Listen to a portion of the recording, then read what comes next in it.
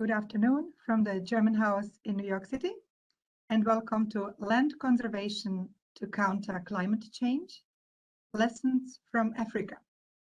I am Eva Bosbach, Executive Director of the North America Office of the University of Cologne. It is my great pleasure to welcome you all to our 5th Transatlantic Tandem Talk, part of a series held on the occasion of the 10th anniversary of our North America office here in New York. Today, we will take a closer look at how our efforts to counter climate change impact the landscapes and communities we are trying to protect. If you missed any of the previous Tandem Talks, you can watch the recordings online on the website of the University of Cologne, New York office. We host the Transatlantic Tandem Talks in cooperation with our partners, the German Center for Research and Innovation, DWIH New York, the German Consulate General New York, the German Academic Exchange Service, DAAD New York, Deutsches Haus at NYU, the Goethe Institute New York, the German Embassy in Washington, D.C., America House NRW, Wunderbar Together, the German Research Foundation, DFG Nordamerika, and 1014 Space for Ideas. And with this, it is my pleasure to hand over the floor to Christiane Biel, Vice Head of the International Office and also coordinator to our cooperations with North American universities. Well, thank you very much, and a warm welcome on behalf of the University of Cologne and its international office. The University of Cologne is not only among the best research universities in Germany, but is also one of the oldest in Europe, founded in 1388, and is currently one of the largest universities in Germany with over 50,000 students and a substantial number of international students, researchers, scholars, doctoral candidates, and so on. As a globally oriented research university, we seek to collaborate with the best scholars worldwide and to attract excellent students and doctoral candidates from all over the world. And against this background, the university has set up an international strategy pursuing the following goals: internationalization of research, teaching, and studies, as well as assuming global responsibility. To support these manifold international activities, we do run 3 regional offices beyond North America, also one in China and in India. And all of them serve the above-mentioned strategic goals and contribute to enhancing UOC's worldwide visibility. On the occasion of the 10 years anniversary of our North America office, at the beginning of 2021, we set up the series Transatlantic Tandem Talks.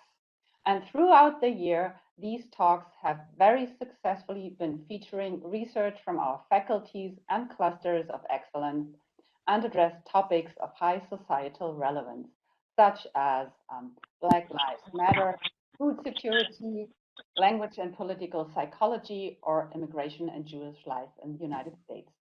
And hopefully there will be many more to come during the next month. Being the regional coordinator and contact person here in Cologne for the office in North America, I'm very happy to look back at the successful development of our office over the last decade, and I'm even more looking forward to the years to come. And having said that, I wish you a wonderful and interesting talk, and I'm turning back over to Eva in New York. Thanks a lot. Thank you very much, Christiane. And the floor now goes to René Haag, Minister Chancellor and Head of the Section of Science and Technology at the German Embassy in Washington, D.C. Thank you very much. Dear Professor Bollig, dear Professor McCabe, ladies and gentlemen. It's my honor to welcome you all to this Transatlantic Tandem Talk of the University of Cologne, New York office on climate change. The subject, Land Conservation to Counter Climate Change, Lessons from Africa, it's very important. The last months have shown us stronger than ever before how fragile our planet is, and especially Africa. At the same time, we are reminded how important it is to stand together.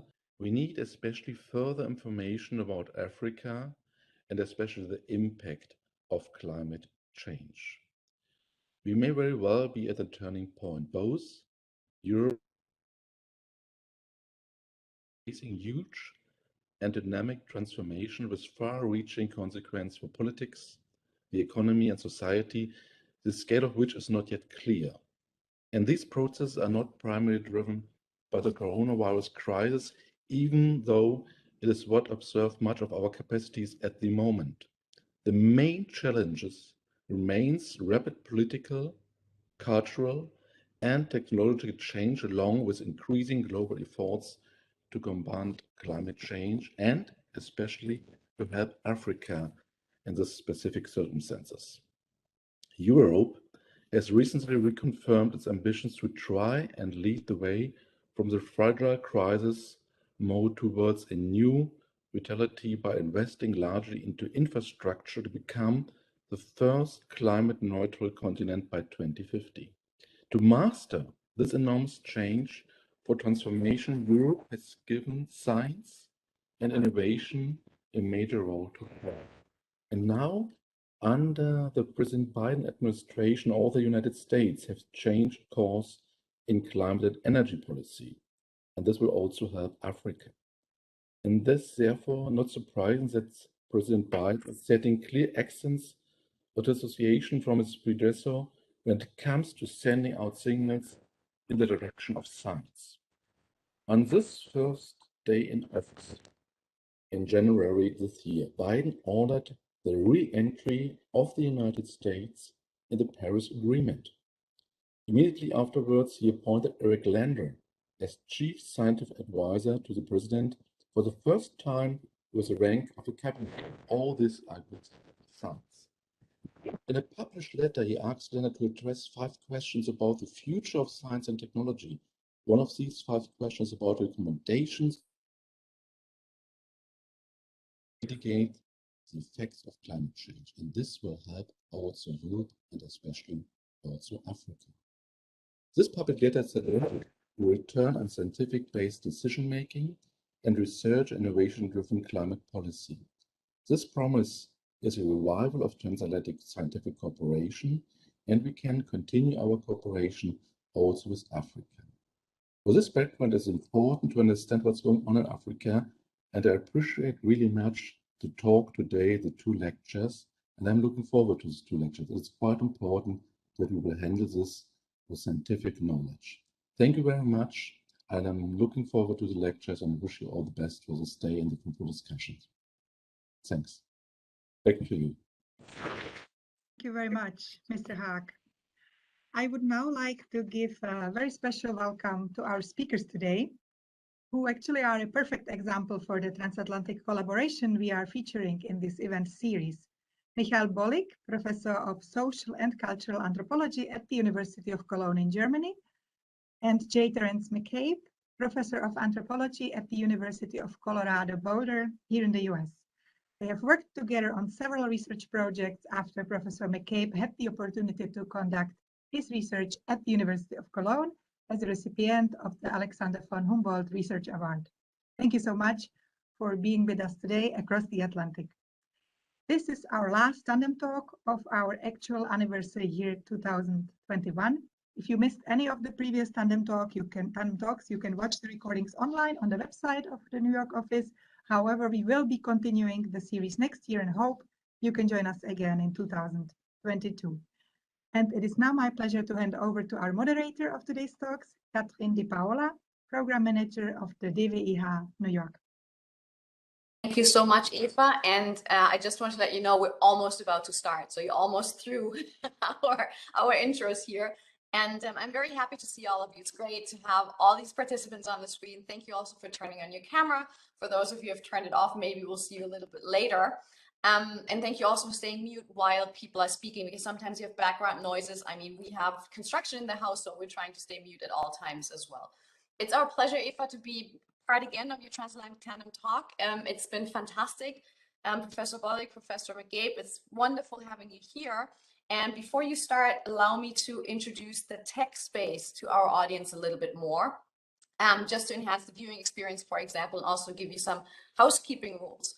So if everybody follows me with your mouse cursor to the left upper side border of your screen, you see a little it's not an icon. You see the word view. If you press on view, you go all the way to the bottom, you press on themes, you can go into dark mode, which is a little bit easier on the eye when you watch us in dark mode, just if that's a personal preference. You can also change your layout. If you stay at the top, you go to the right, you hover a little bit, you see layout, and then you can go to grid view, stacked view, whatever you prefer. One more thing that is very important at the bottom, if you go to the bottom about middle, there's a little icon for reactions. It's always nice to react to the speakers when they talk. You can applaud, you can, burn little fireworks, whatever you feel like, or thumbs up. That's always nice because we're not in a space together, and then it's much harder to read the audience reaction here. And last but not least, the most important part, or one of the most important parts, will be the Q&A section, when you have a lot of time to ask your questions. You can either type them in the chat if you want to. I'll try and follow you all. We have 98 participants, so I'll try and keep track of every one of you.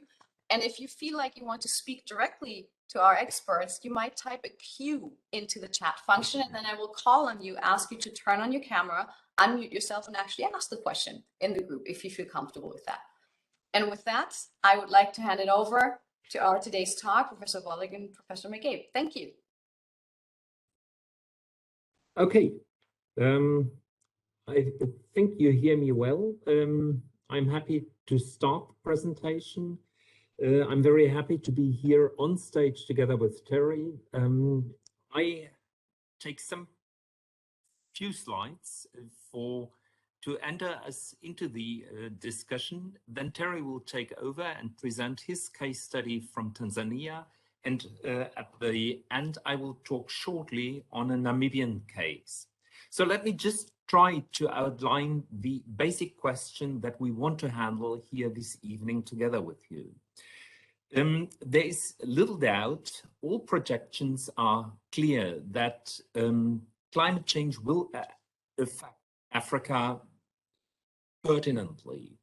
Climate change will bring about massive declines in agricultural productivity. If you look at these maps shortly, you see massive decreases in agricultural productivity predicted for 2080 in Western Africa, and also in Northeastern Africa. You also see that some regions may have more agricultural output due to more rainfall but the overall picture is less agricultural productivity and insecurity. Climate change will also result in the loss of biodiversity on the African continent. UN prediction, United Nations Environment Programme, predicts that about half of African bird and mammal species may be exterminated by the year 2100. So massive impact. Of course, such biodiversity changes are not only caused by climate change, they are also caused by landscape fragmentation and habitat loss.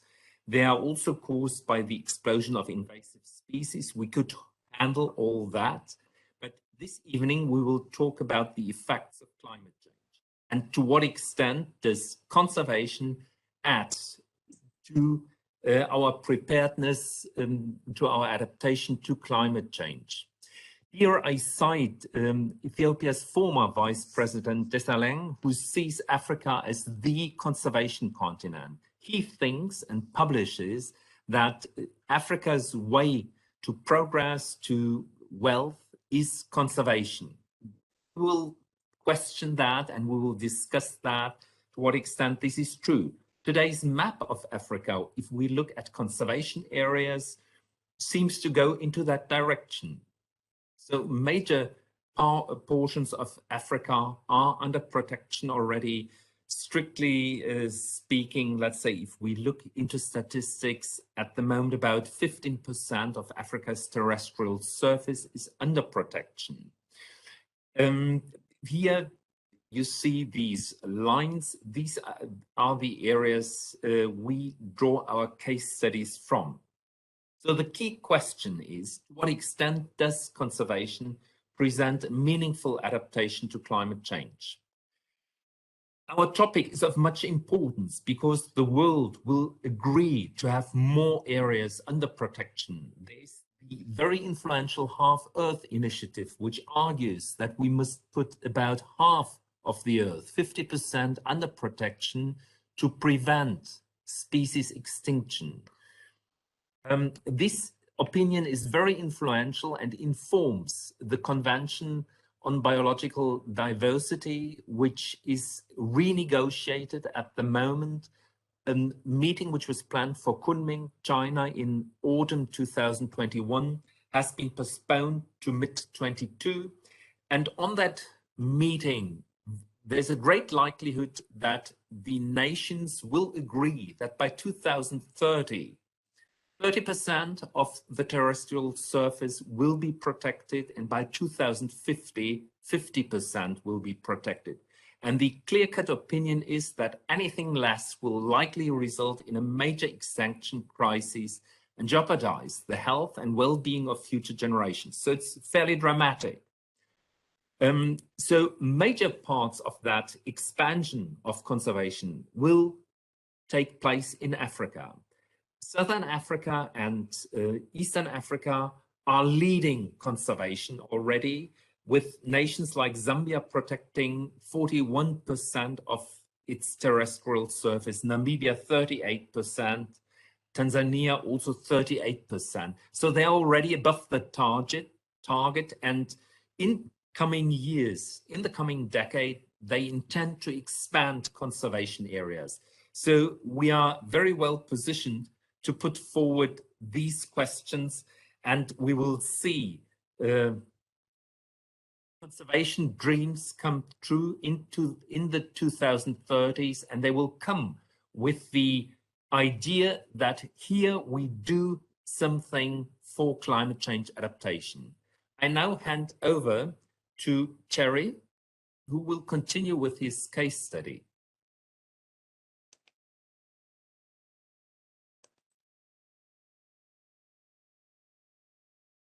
Okay, thanks, Michael. I'm going to just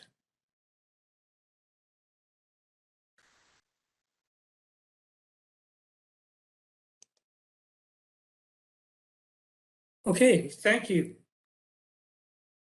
What I'm going to be doing is talking about a case study that I've been involved in northern Tanzania, and I think it points out some of the problems and challenges that people are going to have in trying to implement this conservation program where we're trying to conserve so much of the world's marine and terrestrial areas. So just a little bit of background for a minute or so. I've worked for a long time among Turkana pastoralists in northern Kenya from 1980 to 1996. And I've been working in Tanzania with Maasai from 1989 until now, although I haven't been able to go back in a year and a half because of COVID. This is just a little thing about where I've been working and how long. These are the areas. I started out working in doing research in the Ngorongoro Conservation Area, then up along the border of Serengeti in Loliondo. And then from 2005 until now, I've been working outside of Tarangire National Park. Most of my work has involved livelihood diversification among pastoral people and the impact of living around parks and protected areas. When I was working in Ngorongoro, I wrote an article about can conservation and development be coupled? And I was pretty hopeful at the end of that. But recent developments in the NCA have really kind of shaken my hopefulness. I'm not going to talk about the NCA today. It's pretty complicated, but I am going to talk about Tarangire, Semengero, and I'd be happy to talk about the NCA during the question and answer period if people would like. The area that we've been working in are around the villages on the eastern side of Tarangire. We've been working in 2 villages that have borders to the park, Lobersoit and Emberet, and in 2 villages that are farther away Terrat, and Sucaro. This is a map showing those areas. Terrengeri is a very interesting place to work. For one thing, it has a permanent river that runs through it. It is a dry season park. Animals come into the national park during the dry season and they leave during the wet season. The swamps have historically been extremely important for small stock moving in, especially in times of drought. It was gazetted as a game reserve in 1957 and as a national park in 1970. And one of the things that happened with the formation of the park, and that's primarily this middle slide, animals come out of the park in the wet season. Then as it gets drier, they go back into the park.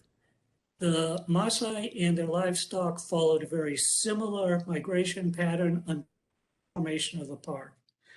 The Maasai can see the wildlife going back into the park, but they can't bring their animals into the park. This has caused a lot of conflict between the park and the people around it. The other thing that's happening is that people have diversified their livelihoods into cultivation, and into rural and urban migration, and migration into the tanzanite mines to work as middlemen in the tanzanite business. This all gets complicated by climate change. Droughts are more frequent, and they're interdispersed with periods of excess rainfall. This is happening today.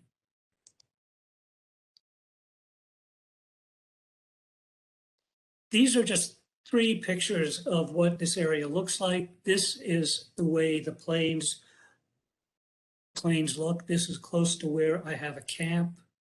This is another picture. So you saw a picture of the plains and wildlife. This is another typical picture of Maasai and their herds. But this is how the landscape is changing. Semengero is unusual in that they have large mechanized agriculture, but the landscape is changing from rangeland into cultivated lands. One of our research questions is, why is this happening? One of the things that's really a challenge for conservation is that people have changing aspirations. One of the things that Maasai tell me is that many of the conservation folks want us to live like our grandfathers did, but that's not what we want. And some of the things that people find important are improved transportation, especially with small motorcycles, the importance of cell phones. What you're seeing down here on the lower left are people who have discovered tanzanite, an extremely valuable gemstone, and some Maasai have made quite a bit of money in the gem business at working as middlemen. And one of the reasons that the landscape is changing is that people who have made money in the tanzanite business have been buying tractors. They also want much more than they used to have. This picture that you see in the lower right, you see a typical Maasai set of houses to the left. The person in the tractor built those for his mother. I don't have the picture. His house is off to the right. I don't have a picture there, but it's a cinder block house. It has solar panels on the roof. It has a satellite dish. He has a tractor. He also has a phone. One of the projects we looked at was trying to understand the concept of well-being. And this was done in conjunction with the Wildlife Conservation Society to try to come up with a new metric for examining the impact of conservation projects on local people. One of the things that struck us when we did this was to see the differences between older men and younger men. The older men wanted large families and large herds. Younger men wanted their own plots. They wanted smaller families. They wanted more productive herds. They wanted land for farming, and they wanted modern houses. They were especially interested in education. And one of the things they said is education is the tip of the spear to protect their land. One of the other things we've been studying is the impact of drought. And we looked at drought in 2008, 2009, 2016, and 2017. We looked in two areas, the Semengero area, which was a receiving area, and the Longido area in southern Kenya, which was a sending area. People came from the border regions down into Semengero in 2008 and 2009. There were tens, perhaps hundreds of thousands of people who came down. One of the things that happened was it overwhelmed local resources. Local people and the migrants went together to the west towards the border of Terrengere National Park. They were denied entry. This is not surprising, and it wasn't about Terrengere, it's the national park policy. But the end result was that there was very large-scale mortality among the livestock. And again, this exacerbated some of the problems that had already existed. One of the other things that happened was that people changed their rules of access from ethnic-based informal institutions to village-based formal institutions that limited access to people from outside those villages. One of the results was that these new policies served to fragment an already fragmented social and ecological system. When we look at this, we think that the entire resilience of this social and ecological system may be threatened, and the ability of households to cope with the next drought could be compromised. When we try to look at what all this means for climate change, one of the things is that trying to understand issues of conservation and development is that it can be looked at as a wicked problem. One that often the complexity of problem is really not understood or appreciated, and often win-win solutions are proposed, but they often lead to further problems. Now, climate change is going to complicate and exacerbate these conflicts. And I think this is going to be problematic for conservation and for the people within and around protected areas. It's not that it's impossible. It's just that simple solutions are probably not going to work. And that each area that I see is different from one another and takes individual case studies. I want to thank the National Science Foundation, University of North Carolina, University of Glasgow, and Dar es Salaam for working with us. I also want to thank the Alexander von Humboldt Foundation and the University of Cologne for hosting me there for a year, the Commission of Science and Technology in Tanzania, local governments, and the Maasai people. So thank you very much.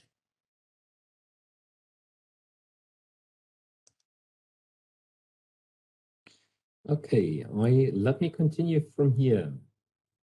My case study in Namibia works differently. So here we deal not with park conservation, national parks, we deal with community-based conservation.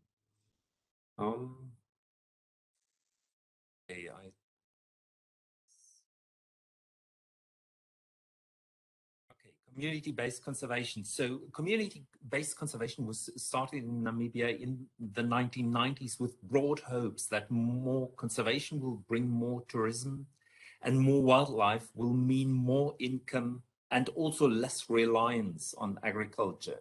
So NGOs, government authorities were very clear on the idea that wildlife conservation must bring economic advantages to the local population. So more income will bring more, will then also bring more adaptation to climate change. So let us have a look at that. Namibia was adamant that community-based conservation was the way to go, especially in Namibia's northern wildlife-rich areas. So a number of so-called conservancy, community-based conservation areas were gazetted. The communities went for this program, and you see all these blue, greenish areas. You see that the country is dotted nowadays by community conservation areas, areas where villages stand up and say, we want to conserve our land, and they earmark smaller areas which they do not use anymore, which they leave for conservation, and in brackets, they also leave it for tourism purposes. What were the motivations of local people to go for conservation? Direct funding through NGOs, that was perhaps most prominent, but also hopes in future tourism. Then after some years, de facto coming monies from conservation or from the legal extraction of timber. So there were actual rewards and not only rewards that were hoped for. So public-private partnerships became very important in this business to make community conservation areas live up to their expectations, to bring tourism to these areas. Let us look at the results very shortly and in a nutshell. So, did wildlife expand? Do we have more biodiversity? To a certain extent, yes. Just look at these two maps. On the left-hand side, you see lines, the lion population in 1995, which is strictly confined to Etosha National Park. And on the right-hand side, you see the lion population in 2015. So lions have expanded all over the area. And I could show similar photographs or images, graphs for elephants, zebra, kudu, oryx, springbok. So for all major wildlife species, we have a massive increase in wildlife. However, we do have little knowledge how this increase in wildlife impacts biodiversity at large. So we do have increases in wildlife, but does that mean biodiversity at large? Question mark. This brings about more wildlife conflict. Both graphs show massive human-wildlife conflict on both sides. So today, community members contest conservation oftentimes and say conservation brings us a lot of problems, but too few profits. So profits are there. Here, these graphs show profits, and but how such profits are distributed remains an issue, and we may take up the real economic factors in our discussion later on. Hotel infrastructure is still mainly owned by white foreigners. These are mainly South Africans in the Namibian context.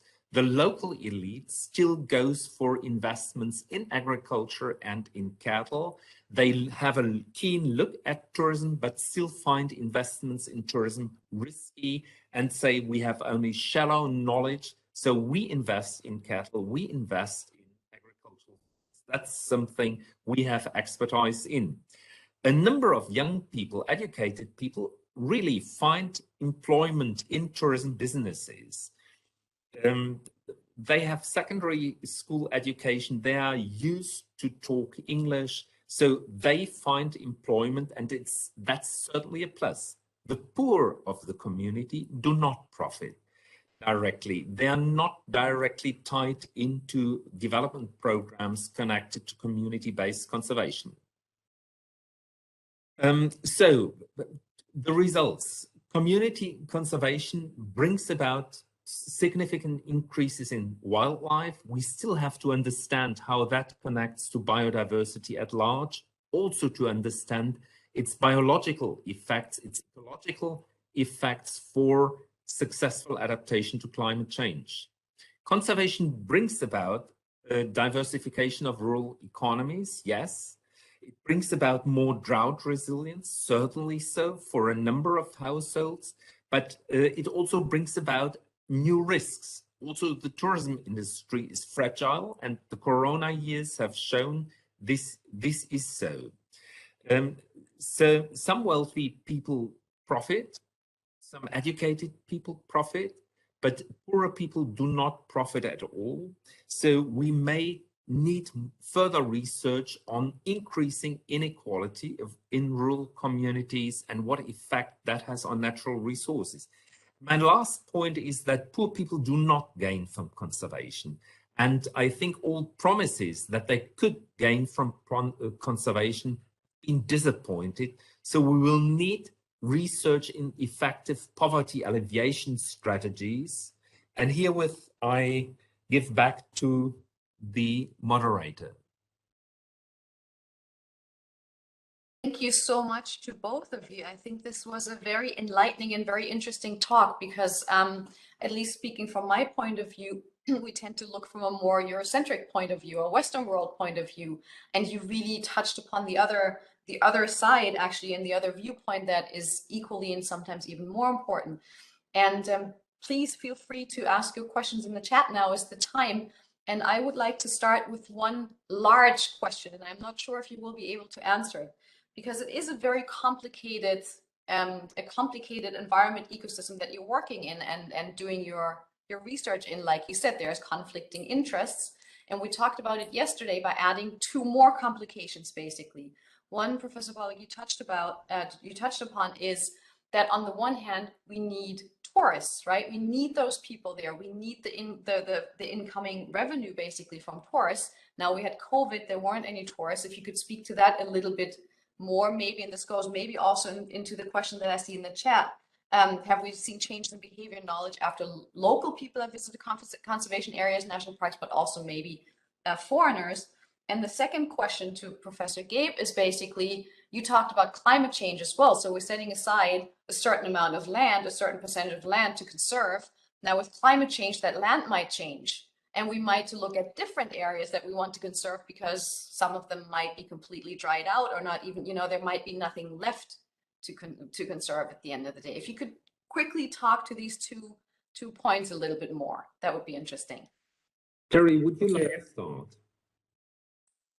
Say that again, Michael? Would you like to start? Sure, I can start. One of the challenges for conservation in Africa is going to be funding. And the way the funding model works now, at least certainly in Tanzania, is that the majority of funding is based on wildlife-based tourism. The government actually does not provide a very high percentage of the funds that it takes to run the national parks. And also, although I presented national parks, community-based conservation is also a major issue in Tanzania with wildlife management areas. But the funding for wildlife through tourism, as Michael said, is fragile. I was also in Tanzania right after 9/11 when basically all airline travel stopped. The same thing happened, tourists disappeared. And any kind of major disruption, political or economic, can cause this. So I think coming up with a new model for funding of conservation is going to be important. The other issue is, with the changing climate, we're going to have changing landscapes. The areas that are large savannas now may become more arid areas, or they may become more wooded areas. And at least within the national park models, things are bounded. What's going to happen to those boundaries when the landscapes shift? Are we going to be able to shift the boundaries for protected areas? We talk about climate migration of people. Well, there's going to be climate migration of animals too. And how is conservation, how are these bounded conservation areas going to cope with that kind of migration of animals across the landscape as new landscapes emerge and the old ones change? Okay, I see so many questions. Let me try to answer that one which was put forward first of all. Let's say in Namibia, despite Corona, the conservancies, the community-based conservation areas did not crumble. of course, staff which had been employed there was not employed any longer in some instances, but by and large, these community-based organizations kept on. Why is that so? Because there is, let's say, it is two-pronged. Communities are interested in conservation and bringing in tourism. This is fine, but they're also interested in land security, let's say tenure security, which Conservancy brings. They give them delineated village territories, which local people think that this helps them to keep out outsiders. Let's say competing villages or herds from competing villages. And they refer to the fact that now that we are on the map, and so they will cling to some elements of community-based conservation, even if tourism is not around. Okay, then I saw one question on the chat, who receives the funding? The different models, how to disperse the funding. About 50% of the funding of Namibian conservancies goes right away into staff. So more people are being employed. So if a conservancy has 10 people employed, game rangers, community activity officers, and so on, and they earn more money, they will employ more people and give more employment. 50% go into development issues. At the moment, there is no direct payout from conservation incomes. Direct incomes would have the benefit that they would also, even if they're small, they would also benefit poor people. So perhaps we need a component in these programs which are distinctly pro-poor. Fantastic. And I'm going to continue with the questions and just dig a little bit deeper and really grill you on this one, because Luke also asked, so when it comes to the half-earth concept, you talked a little bit about the ideas beyond tourism, making it worth it for states and local people, right? To set aside those huge chunks of land that they might need actually to, I don't know, to grow crops if they can, if, you know, the climate will still allow for it. And the interesting idea, it seems like the countries and people should be compensated by more developed countries, since they mostly already degraded the majority of what we're taking away there. So I think we're all looking for this. What is actually, what's the incentive at the end of the day for the conservation? Absolutely. If I may just quickly throw in, this is why Glasgow was disappointing, because they couldn't find an agreement to compensate countries in Africa, also in other parts of the global south, but let's pick out Africa. They couldn't agree on compensation for areas given to conservation. And I think that would be the way to go. Tourism, we've learned, is fragile. It may contribute to some aspects. It may help educated people to come up, yes, to a limited extent, but it needs these guarantees that developed nations directly invest in such measures. And then probably pro-poor components would be feasible also. So I think that was one failure in Glasgow, that we as the nations of the world couldn't find an agreement how to handle this issue. I could add one thing there, Michael, that I agree with you. One of the biggest problems for anyone working in Africa knows that when money comes into the country, even if it's designated for the poor, how to get it to the poor is sometimes quite a challenge. Yeah, it clearly is. And I think all the questions go in this direction, right? And then there's, of course, the conflict of, see, 40% of strictly protected areas should be within 50 kilometers of a city. How do you see the challenges and opportunities posed by urbanization in Africa? Because that's also, I mean, that is a fact that we are growing, that cities will get larger, and yeah. So I think we'll come back to that in a little while again, because this it's like the core of the discussion. I find the next question also very interesting from Hauke Peter, about the diverging aspirations of different age set members of different generations, basically. So the elderly people want larger herds and want larger families. And how is the intergeneration conflict influencing the land management and the way it was done before and the way it's going to be done in the future? And how do we actually, how can we solve that? how do we work with that best? Can we solve that? Can we work with it? Well, I could tell you how it's working in the areas that I've been working in. One of the things that's been very interesting has been looking at people who have gone to work as middlemen in the Tanzania. These are usually the younger middle-aged men. And when they come back, they have become elected leaders of the villages. And when I've asked why, at first, people said, oh, we wanted people who had experience outside the local area.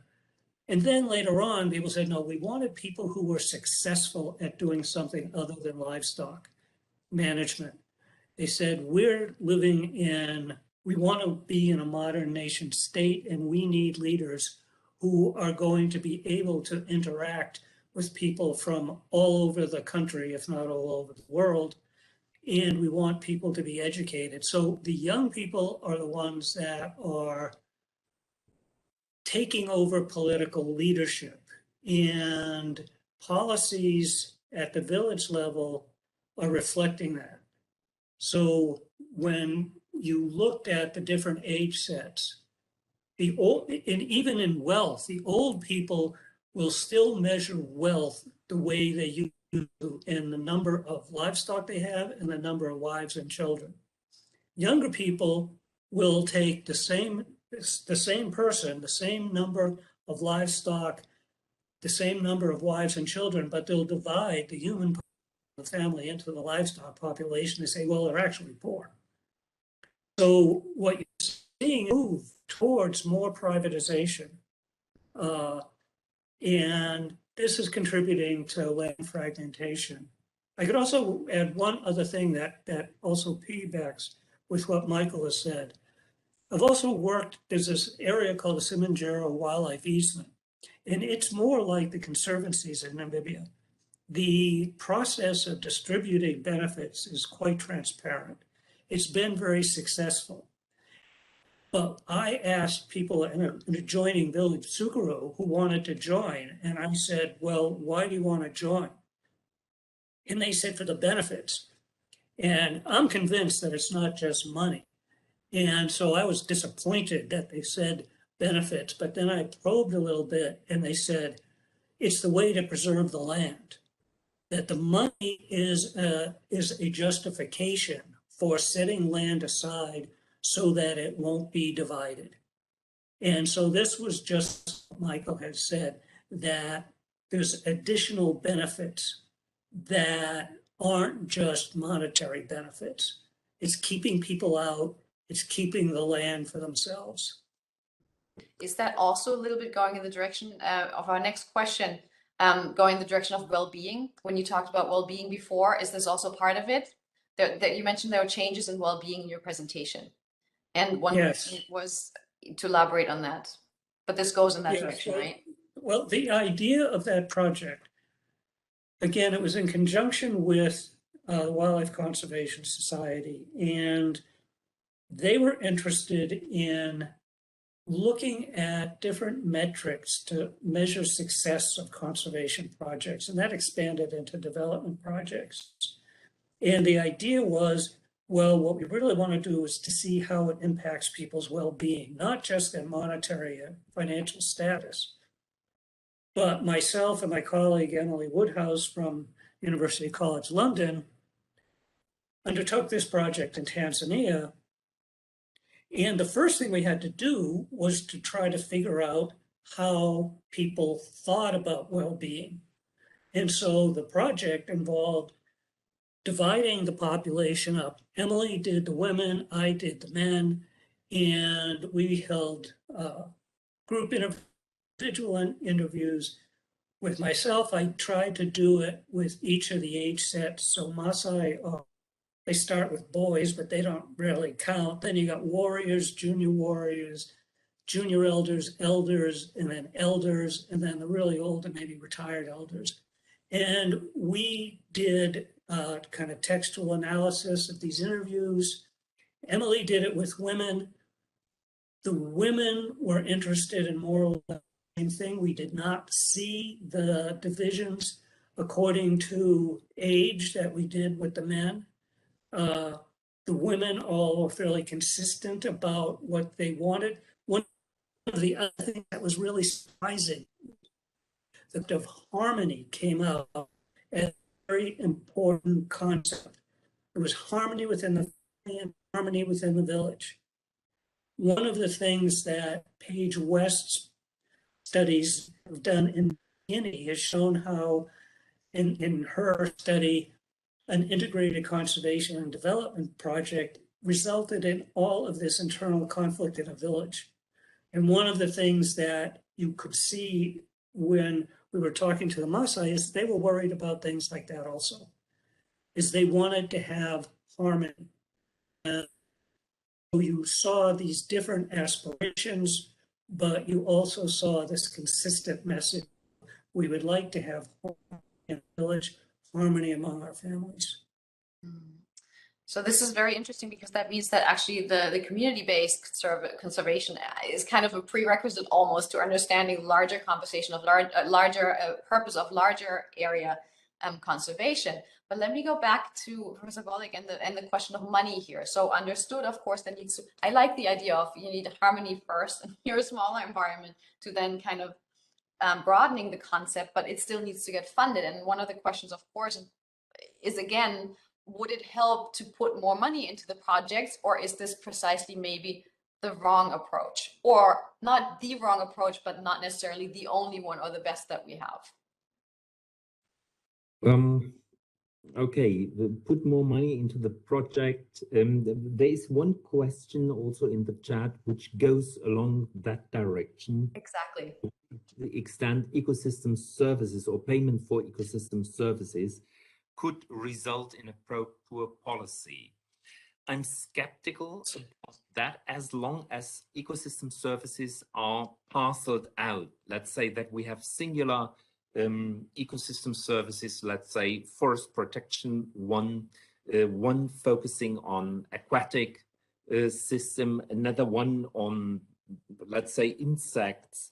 Let's say if there would be something kind of a revolving fund, something which is secure and which people would not have to compete with other conservancies about, so that they do not have to compete on a capitalist tourism market for customers, yes, then this would help, let's say, to create security, to create options also for payments to poorer people who cannot directly offer labor into touristic businesses, simply because they're not qualified, they're too old to learn English, so they will not have a chance to enter that business. So I think that is essential, that perhaps secure funding is there, because now if tourists do not come, there isn't any funding anymore. There's nothing. There's one thing I would like to pick up shortly from the chat. We are speaking both about conservation status, and perhaps it is somewhat unclear what conservation status means here. It means different things. In terrace context, it's national parks, and people are living at the borders of these national parks. I'm talking about so-called coexistence landscapes. These are landscapes where people live together with wildlife.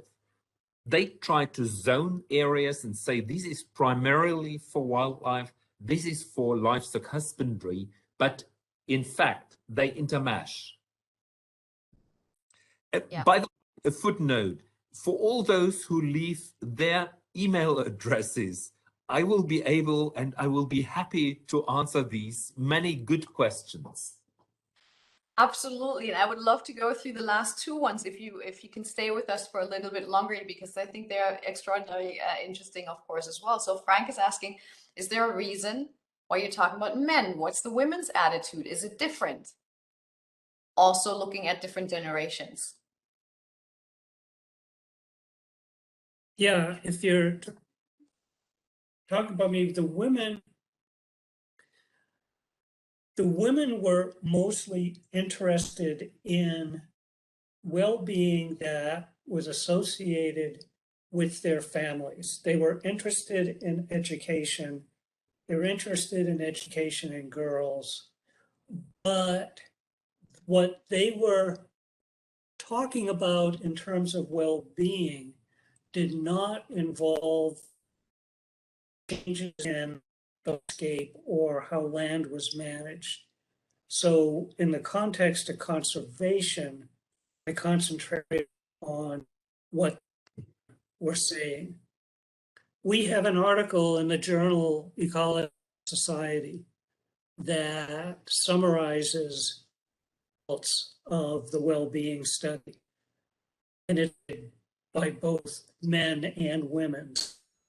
If people want to look at that in a bit more detail, if you that journal article, that gives you the information in the summary information for both what we found among men and among men of different age groups and among the women. If I may come in shortly on women, let's say in my study areas, they come in two fields. Let's say in one area where you've a great number of female-headed households, there's a tendency that these female-headed households are poor. So the majority of poor households are female-headed households. So those who say we do not profit at all from conservation are often female-headed households. Then the tourism business frequently looks out for young educated women. So also on that side, on the profiting side, so to say, you frequently have young women, educated women, and here tourism creates job opportunities for women. Thank you. I think that's almost enough food for another conversation on the divide, on the gender side here. And I want to finish up our talk today because there's a lot of questions here about different methods, different projects. Is there anything that you can think of that was moderately or very successful already in terms of business model applied or in terms of a project model that was applied? Is there any case study that you would say this is going in the right direction, this is working well? I'm summarizing a few of the questions in the chat. Well, I can tell you from my standpoint, the areas that we look for, at least that I look for models that are working, are basically the ones that Michael was talking about. They're the ones that seem to be the most successful. And so that would be one of the things that I would point to. Yes, Terry, I see it the same way. I think if we look a little bit back into history, these areas I've been talking about were war areas in the 1980s where South Africa fought a bloody war with insurgents, with Angolan troops, with liberation fronts. These areas have come up, so this is important, and conservation has given some perspective. Conservation also helps to rearrange human-environment relations in a beneficial manner. This does not mean that everything works out. So I think I've listed some pertinent questions I do have. More wildlife, does it mean more biodiversity? Does it mean more resilience to climate change? How do we involve poor people in conservation in a meaningful manner? So a number of questions are left. Researchers are always happy if some questions are still left to work on. And we are very happy, Terry and me, to collaborate on such kind of questions further on. Absolutely, and thank you very much for your fantastic work and for your very important work and also educating the next generations across the cultures that you're working with, basically. And I sometimes hope that I wonder if the next generations just have to be a little bit faster even in their research, because I'm not sure how much time we have left, in the factor time is becoming more and more precious. So thank you for the work that you've done. Thank you for all your input. And Eva just put in the chat that you can reach out to her if you would love to ask more questions, and she would happily pass them on. thank you so much. It's getting later in Germany. I'm sure it's already dark there. Enjoy your dinner tonight in New York, or in the United States. Enjoy your lunch if you haven't had your lunch yet. Thank you again for being here with us, and we hope to see you soon. Thank you. Thanks so much. Okay, thanks a lot.